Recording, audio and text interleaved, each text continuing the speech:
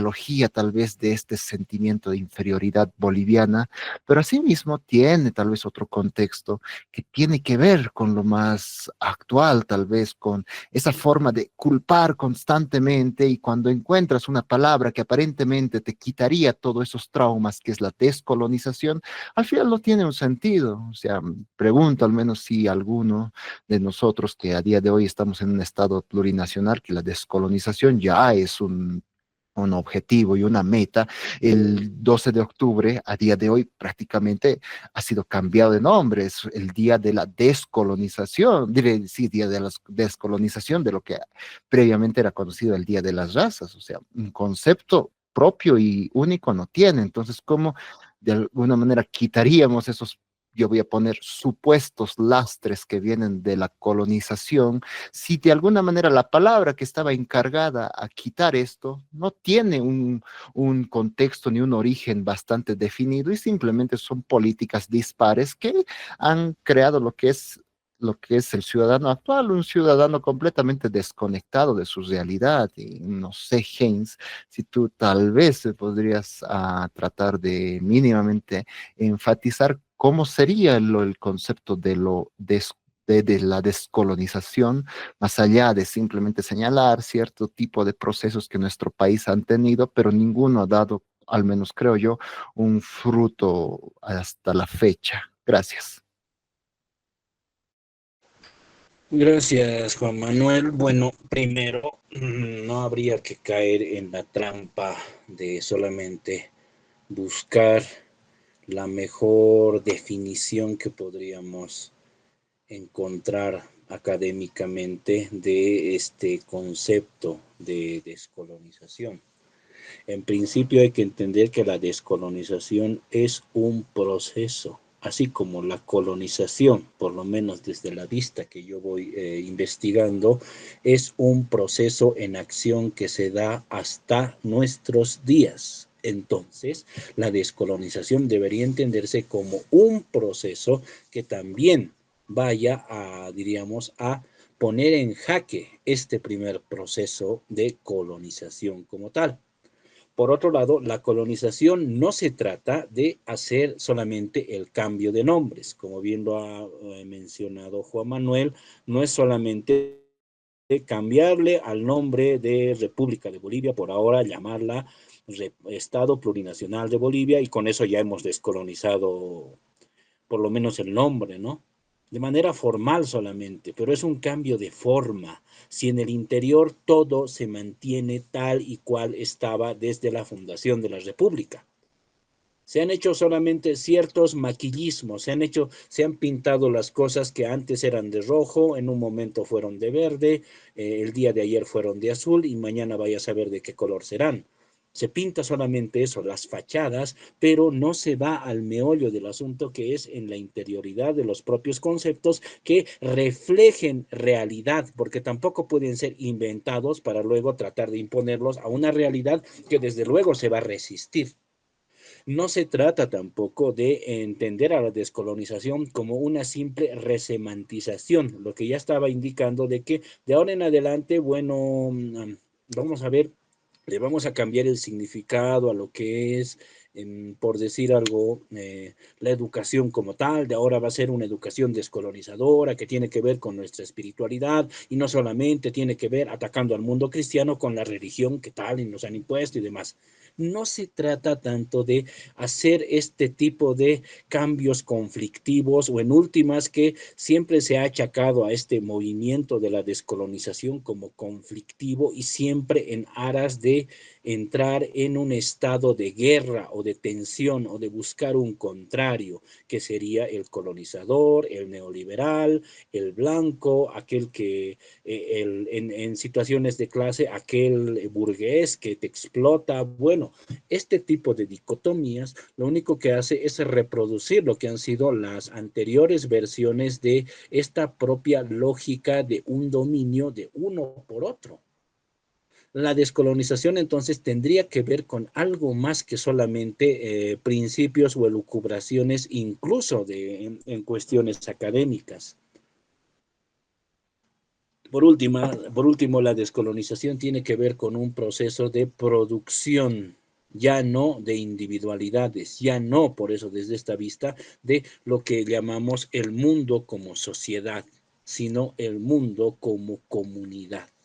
Desde esta vista, entonces, claro, la apuesta es grande, la apuesta a alguien podría decir hasta es inconmensurable o hasta los más, diríamos, realistas podrían decir, la apuesta es incluso hasta imposible de realizarse en estos días, en estos tiempos en los que se está hablando más de un mundo de globalización, multipolaridad y demás. ¿Cómo alguien va a venir a hablar a estas alturas de algo que parece que hasta podría ser entendido como un concepto ya anacrónico y sin embargo, este concepto que se considera anacrónico ni siquiera ha acabado de desarrollarse como tal. Entonces, hay, diríamos, aristas que uno mismo tendría que comenzar a desarrollar, que uno mismo tendría que comenzar a encontrar. Y se trata por eso, de nuevo, la descolonización tiene un aspecto que de nuevo se dice, si no crees en lo que ha producido tu tierra, pues de hecho, aunque podríamos elucubrar el mejor concepto estéticamente presentable desde la vista académica, eso no va a calar ni va a cambiarte en nada, ni un átomo del cuerpo, si uno mantiene una actitud de un corte, diríamos, o escéptico o hasta de resistencia frente a este tipo de alternativa. Ahora la pregunta, como estamos aquí abiertos al criterio, es si la vista de la descolonización puede ser, diríamos, una vista solamente y no un absoluto impositivo, bueno, planteen también otro tipo de salidas para esto. Planteando este tipo de salidas, por eso entramos en diálogo y desarrollos y cada uno por eso va fortaleciendo e identificando también esos puntos flacos, esas grietas argumentales dentro de lo que cada uno va desarrollando. Bueno, Juan Manuel, también mencionabas algunas cosas que me han parecido bastante interesantes como tal. Por ejemplo, este famoso arraigo a la tierra no se trata de un arraigo espacial como las tesis actuales de lo que es el proyecto del Gran Israel tienen en mente con Netanyahu a la cabeza en este instante y lo que está haciendo con el genocidio Gaza, en Gazatí. Entonces, este arraigo tiene que ver más no con un sentido de espacialidad, sino de temporalidad con la tradición que uno ha desarrollado. Desde esta vista, la tradición judía, cuando dice volver a la tierra prometida, no está diciendo hagan lo que están haciendo en Gaza, sino se está refiriendo a volver y cultivar esta tradición como tal, incluso en la diáspora, incluso en aquel lugar cuando en algún momento de los judíos acabaron como gente errante, yendo y viniendo por todo el globo. Y sin embargo, valorando y cultivando dentro de ellos eso pues que los hacía ser judíos como tal, en la conservación de su tradición a la cabeza de su libro sagrado, la Torá. Desde nuestra perspectiva, entonces, nosotros nos encontraríamos haciendo las comparaciones con ese tipo de tradiciones y mundos, pues con una identidad, como lo ha dicho Juan Manuel, bastante diluida. Como ha sido su exposición anterior, sí, bastante escindida, bastante en crisis, podríamos decir. Muestra también de lo que Zabaleta indicaba, somos estados aparentes, estados que han sido artificiados, construidos de manera no intencionada por la voluntad de cada uno de nuestros pueblos, sino más por ambiciones particulares, y vamos a decirlo de alguna manera, oligárquicas, hacia sobre todo lo que eran nuestras regionalidades como tal. Estas herencias entonces también hacen pues su trabajo dentro de la subjetividad de cada uno de nosotros, los que ahora nos consideramos latinoamericanos como tal, y merman lo que podrían ser nuestras potencialidades y cierran las puertas hacia esta apertura de lo que podríamos encontrar como el reencuentro con nuestra propia tradición como tal. Citas como las de José Ingenieros con su famosa obra El hombre mediocre de principios del siglo XX, si no me equivoco, con estas aristas e influencias psicologistas y positivistas, serían una entrada y una entrega hacia lo que es el mundo moderno como tal, en el que prevalecen los derechos individuales y de la individualidad como tal, individualidad que sí es pro moderna, es pro burguesa y que en últimas ve sus esperanzas en este mundo de la vida, del desarrollo y el progreso como tal, y encuentran a la explotación como algo lo más natural del mundo. E incluso con este atisbo de la religión, incluso encuentran en la tesis como la teología de la prosperidad la justificación espiritual, para desde esta vista indicar que es Dios el que te está pues bendiciendo con este tipo de ganancias, incluso a costa de explotar a tus hermanos como tal. Acabaría con esto y luego le damos la palabra a Anatoly, que ha levantado de nuevo la mano. Descolonización, entonces, se trata de atravesar y desmontar todo este proceso que he ido describiendo como tal, para de nuevo encontrarnos, encontrar de verdad con esto que somos, pues porque algo somos, es que incluso es justificable de alguna manera dentro del inconsciente esta queja por la inferioridad como tal.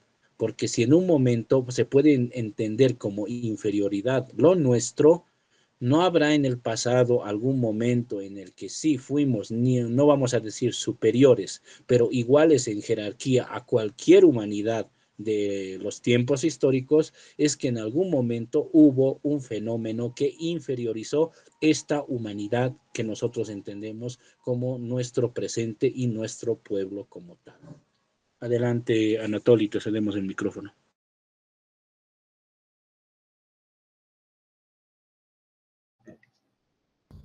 Hola, hola, compañero Haynes. El compañero Haynes. Bueno, usted hace que recuerde la tradición judía que de ver a los no judíos como seres no humanos. Esto también me hace recordar la propuesta del señor Tuto Quiroga, que decía iba a traer gente de Israel al Beni de Bolivia. Pero dentro de estas anécdotas, es necesario aclarar necesariamente que la descolonización en realidad es parte de la agenda de decrecimiento de las Naciones Unidas. Entiéndase decrecimiento como lo mismo que menos nacimientos. Entiéndase decrecimiento la posibilidad de no usar energía fósil como pobreza.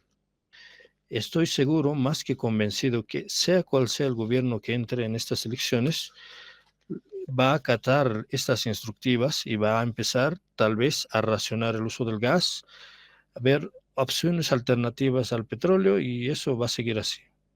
Esa es la política global. Ahora bien, yo recuerdo a Dussel haciendo uso de la historia de nuestros países para justificar este concepto de descolonización, que lo trajo él aquí a Sudamérica, él como formado en Alemania, que es uno de los polos intelectuales más fuertes de la agenda eh, de crecimiento de las Naciones Unidas. Pero él, ¿cómo entiende la descolonización? Para nosotros, ¿qué importancia tiene la descolonización? La descolonización puso en primer lugar a los pueblos originarios en los hechos. Bueno, vimos que se produjo una liberación de los pueblos, hubo un rescate de sus valores y de su rol en la sociedad y en la política, pero no como hubiéramos podido aspirar en otras condiciones. También es necesario preguntarnos si la idea de descolonización promovía el desarrollo de las culturas locales. Y en realidad eso no ha sucedido de manera sistemática. No hay una industria del cine que promueva el cine nacional o la música tradicional de diferentes regiones. Todo está libre y llanamente en manos de la iniciativa de los artistas. Por último, me pregunto si la descolonización promovió un sistema de protección de pantalla que promueva nuestros productos culturales, poniendo, digamos, un 50% para producción nacional y otro 50% para lo que se produzca afuera. Eso nunca pasó. Recuerdo bien que el señor Evo Morales trajo a Jude Law, y esto nadie me lo puede decir que no fue así, y para la entrada del Gran Poder, o era en Oruro, ¿verdad? Y el señor, que es inglés, es actor muy conocido, estaba